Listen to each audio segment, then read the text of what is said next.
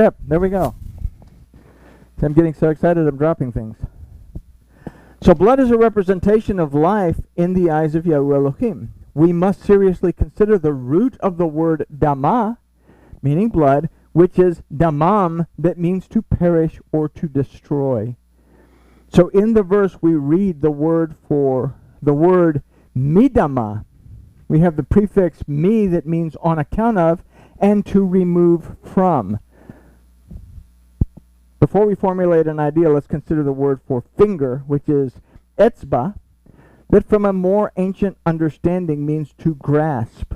And let's consider the entire word for with his finger, which is be'etzabu, or be'etzabo, is what it should say. The bait in the verse translates in. Bait is a prefix for in, so we could actually look at this word as saying in his grasp. The O makes it personal, but if we consider O to represent humankind, we can consider an idea of humankind in his grasp. Okay? So let's put this kind of together. Yahuwah our Elohim that teaches and ministers to us will allow his presence to surround and protect us on account of our destruction, and to remove us from destruction takes humankind in his grasp. Okay? Why would I sprinkle blood towards the tabernacle 7 times?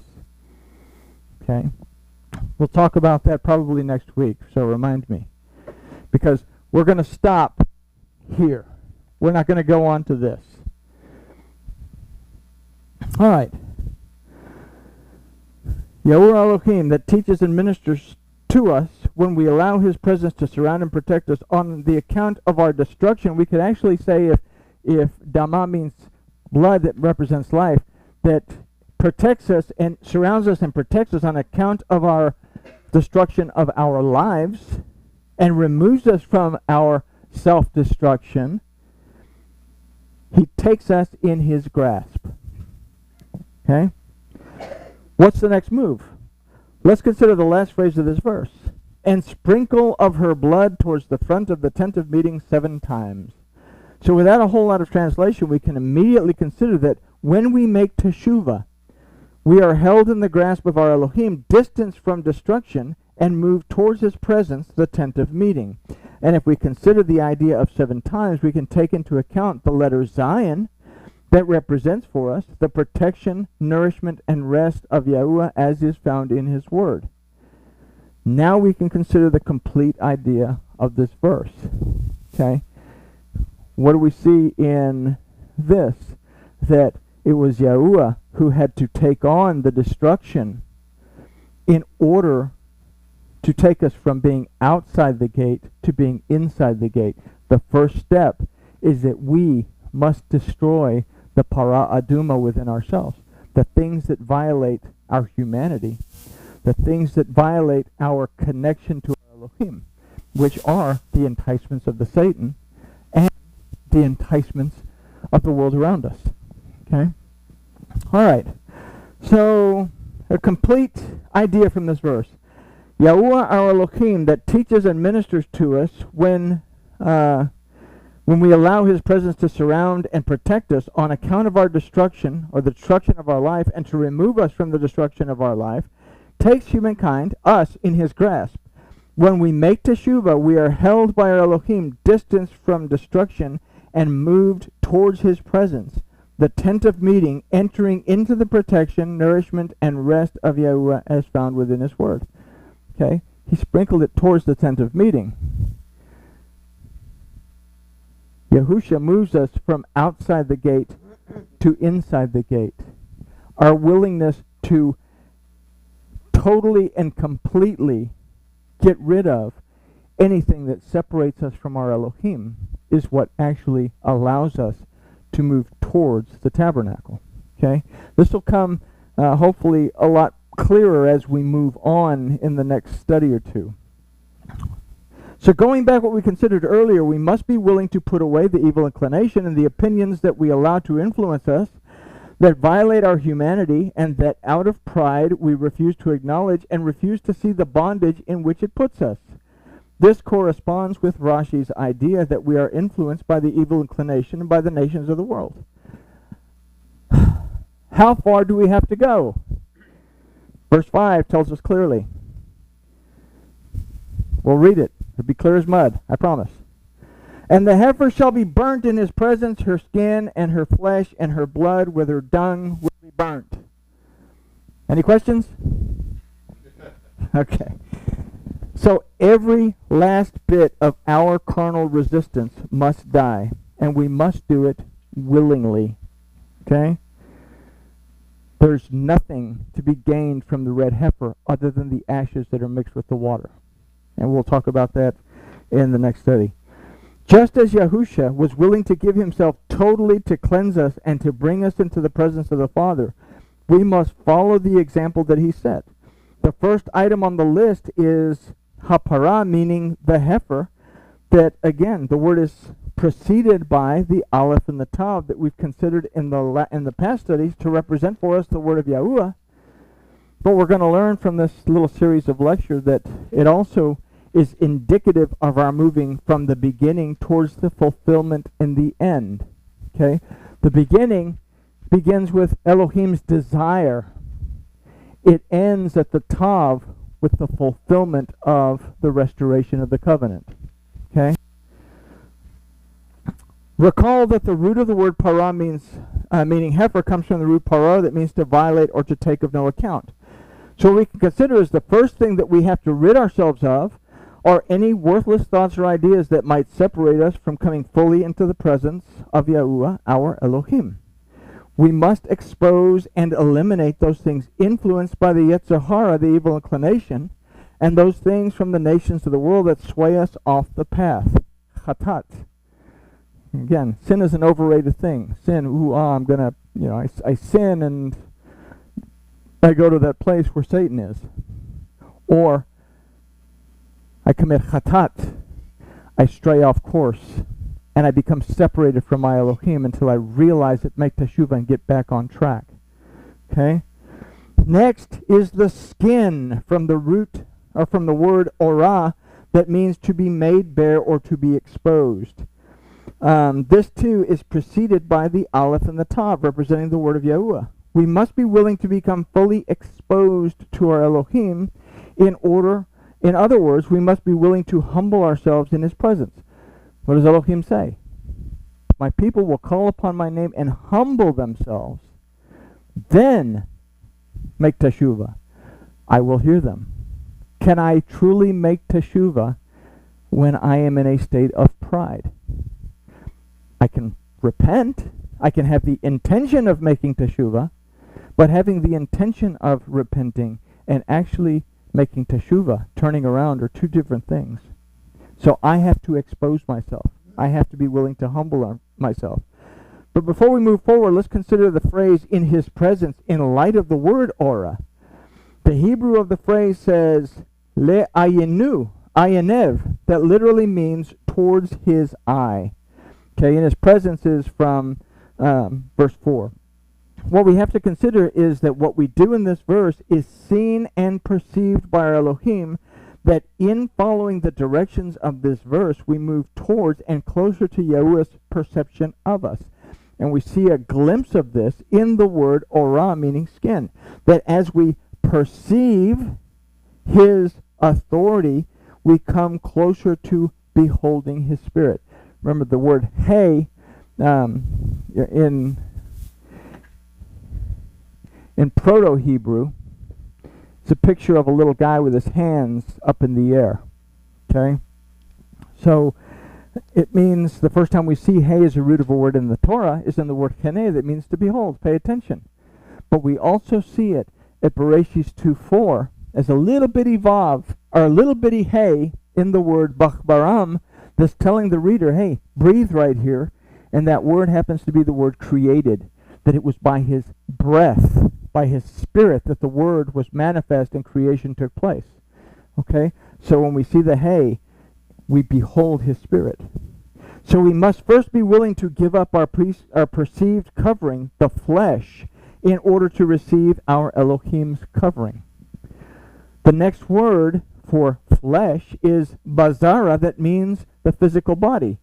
In this we must consider that we must be willing to totally give ourselves over physically to our Elohim. This is a beautiful picture of Yahusha in this phrase. Okay? In this we have to consider that we must be able to or be willing to totally give ourselves over physically to our Elohim. The root of this word is a similar root, bezora, that means good news, message of hope, and to be refreshed. What we can consider is that in being willing to give ourselves completely, we are refreshed and made new. The phrase, and her flesh, in Hebrew is vaet bazara. And we can see in this phrase, if we look closely, that the aleph and the tav became flesh. We have vaet, which means and. The aleph and the tav became flesh to bring us the bazora, to bring us the good news. The red heifer had to die. The man had to be slain outside the camp in order to bring us inside the camp. The red heifer, our preconceived notions, has to die for us to be sprinkled with the water that brings us closer to the tabernacle. And as we move closer and closer, we end up, this is not two sock'em bock'em robots, this is actually my depiction of the ark, okay? All right. So we have a picture of Yahusha here, again. All right? The aleph and the tav became flesh to bring us the bezorah, the message of hope, or the good news of the kingdom of Yahuwah Elohim. Yahusha set the example for us and what we must be willing to offer up in order to fully enter into the presence of Yahuwah Elohim and become part of his kingdom. Yahusha's death at the tav is an example of what we must be willing to do. I have to be able to give up my flesh, my physical side, in order to move into the spiritual realm of Yahuwah Elohim. Okay? Verse 6 gives us more insight. And everybody be happy to know that verse 6 is the last one we're actually going to look at tonight. And the Cohen will take cedar wood and hyssop and scarlet and cast it into the midst of the burning of the heifer. What other time, this is Pashat stuff, what other time do we see the use of cedar wood and hyssop and scarlet? And the cleansing of the leper. Okay? All right?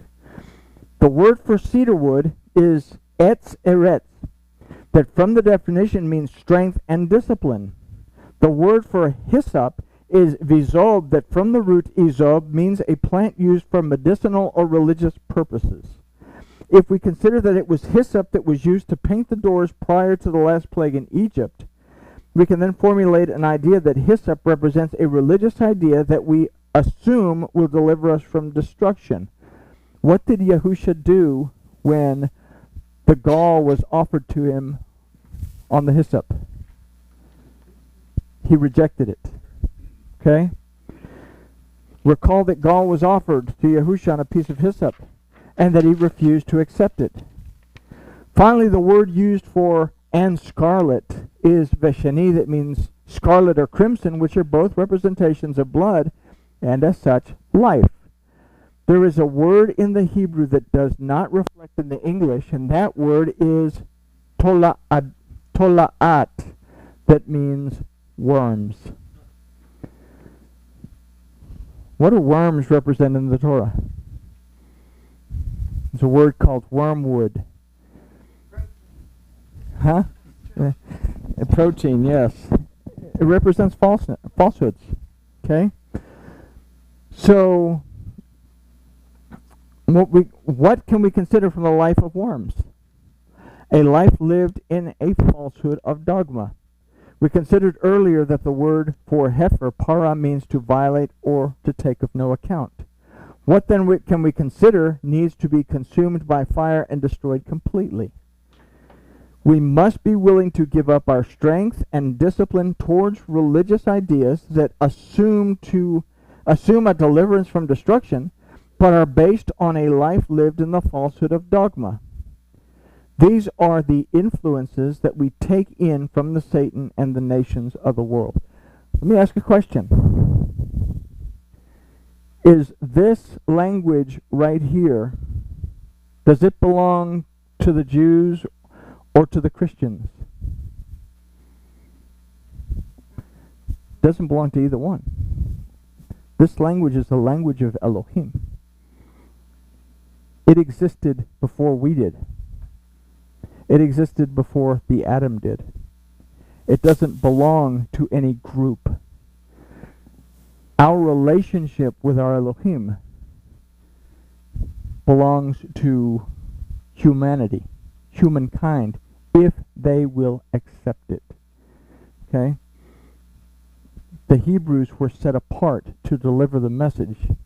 Yahusha was set apart to deliver the Bezorah. Yahusha was a specific creation to contain the fullness of Elohim, to bring about the cleansing that we needed to go from outside the gate to inside the gate. So, in our next study, we're going to consider the changes that we must make before we can be washed by the water that is mixed with the ashes of the para aduma, the red heifer. The next study, we're going to take a look at the next few verses that deal with if this person did this job and he got dirty, he's got to change his clothes. And if this person did this job and got dirty, he's got to change his clothes. And the Cohen has to go back and he has to change his clothes. We've talked about changing clothes in the past. So that'll be the focus of this, and then we'll take a deep look at the red heifer and the significance of the red heifer. But right now we can understand that without this taking place, we cannot enter into the fullness of Elohim. Without Yahusha becoming that statute, that single statute, the one that stands alone, we could not enter into this. So this is why Hukat is so important to us. And with that, I'll stop bumping my gums and say grooviness has been achieved.